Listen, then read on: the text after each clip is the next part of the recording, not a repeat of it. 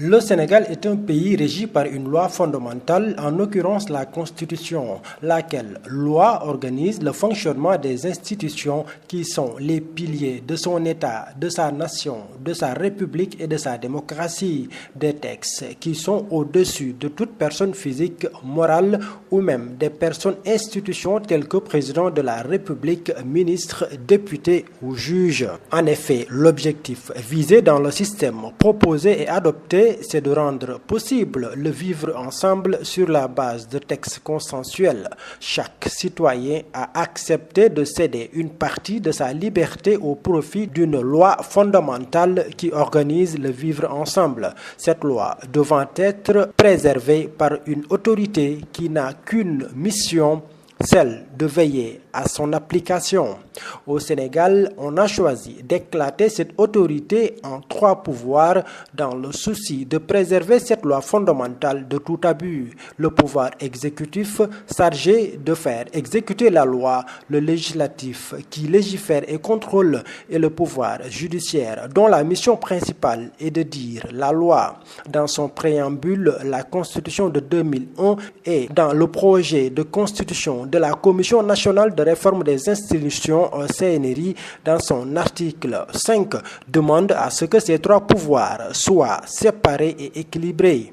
Mais la séparation et l'équilibre des pouvoirs posent problème. En effet, l'exécutif dicte sa loi au législatif à travers une majorité mécanique en plaçant ces hommes à l'Assemblée nationale à partir d'une liste nationale, et ceux-ci sont à l'écoute de celui qui les a choisis, en l'occurrence le chef de l'exécutif. Pape Diop est responsable du parti Alliance démocratique Pencho.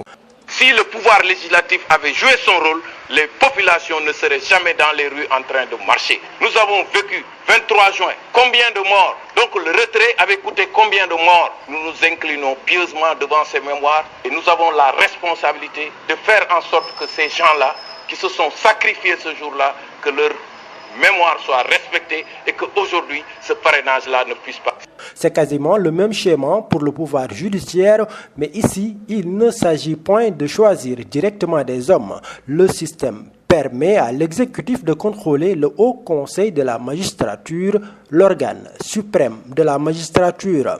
Le président de l'exécutif est en même temps le président de l'organe suprême du pouvoir judiciaire et son ministre de la Justice est son second. Ibrahima Dème, magistrat démissionnaire dans une émission d'une télévision de la place. Pour contrôler justice, c'est près de 500 magistrats.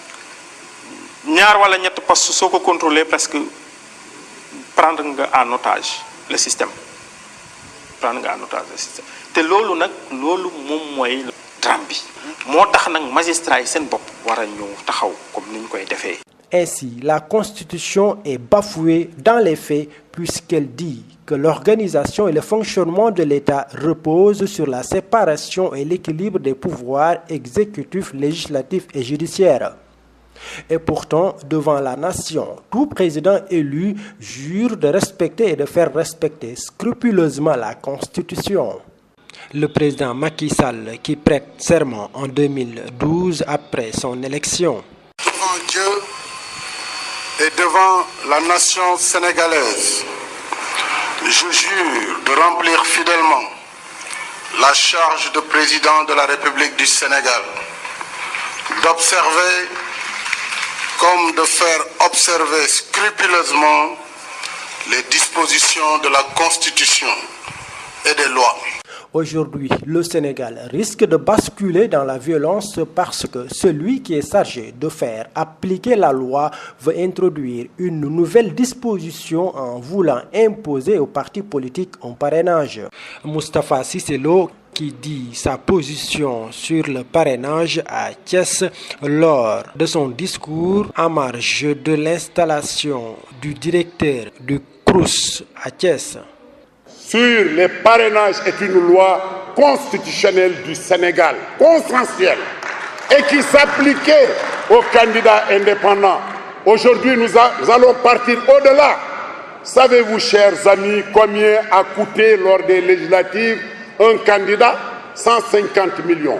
Des brebis galeuses qui n'ont aucune base politique parce qu'ils ont de l'argent. 150 millions, combien de projets on aurait dû financer pour les jeunes? Ils partent, ils n'ont même pas 0,5%. Et ils nous tympanisent, ces gens. Nous leur faisons face. Nous ne sommes pas des peureux. Nous avons le courage et des arguments pour examiner cette loi. Et notre groupe parlementaire en ce moment est au Méridien en train de voir. Moi, j'ai un amendement sur la question. D'autres en ont. La commission est saisie. Le 16, nous allons examiner ce que le gouvernement a proposé. Mais je jure devant le bon Dieu et le Coran, moi, en ce qui me concerne, les amendements que je juge nécessaires, je vais les apporter. Il faut faire confiance à notre démocratie et à notre justice. Et pourtant, à ce niveau, la Constitution est claire. Elle dit, en son article 29, alinéa 4, que toute candidature pour être recevable doit être présentée par un parti politique ou une coalition de partis politiques légalement constitués ou être accompagnée de la signature d'électeurs représentant au moins 10 000 inscrits domiciliés dans 6 régions à raison de 500 au moins par région s'il s'agit bien sûr d'un indépendant. Alors, pourquoi menacer la stabilité du Sénégal avec un projet de loi qui cherche à imposer un parrainage rejeté par des acteurs politiques et de la société civile? Saliou Ndiaye, coordonnateur du mouvement Y en a marre à Thiès et de la plateforme Fippu Jóg Jotna. Nous avons constaté que l'heure est venue de faire face à ce régime qui fait part de son désir d'intimider les populations pour faire passer un projet de loi qu'on appelle le parrainage. Nous avons lancé cette plateforme pour montrer notre refus, notre volonté manifeste de faire face à Macky Sall et sa coalition Benno Bokk Yakaar pour qu'à 10 mois des élections présidentielles, que la constitution sénégalaise ne sera pas tripatouillée, ne sera pas violée pour des besoins et des aspirations plus ou moins électoralistes. L'article 42 de la Constitution stipule que le président de la République est le gardien de la Constitution.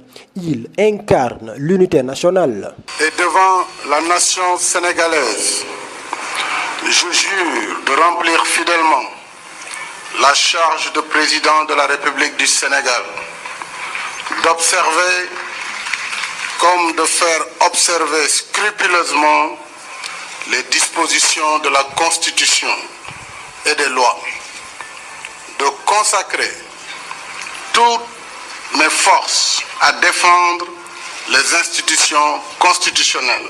Alors que les gens du régime respectent le régime et évitent le parjure et ainsi la violence.